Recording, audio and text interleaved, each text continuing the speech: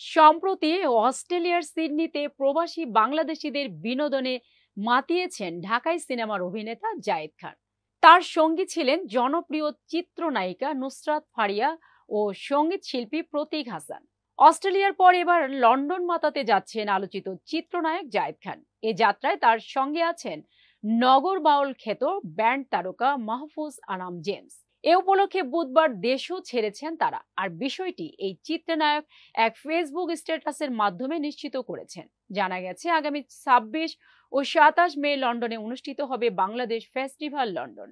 এতে এক মঞ্চে পাওয়া যাবে এই দুই তারকাকে। জায়েদ খানের উপস্থাপনায় সেখানে মঞ্চ মাতাবেন কিংবদন্তি শিল্পী জেমস। জায়েদ খান বলেন, আমি এখন শুধু দেশের দর্শকদের জন্যই না, বিদেশেও প্রচুর শো করি।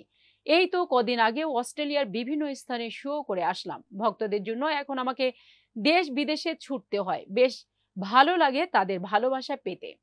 দর্শকদের এমন ভালোবাসা দেখে মনে হচ্ছে আমি এখন আন্তর্জাতিক তারকা হয়ে গেছি।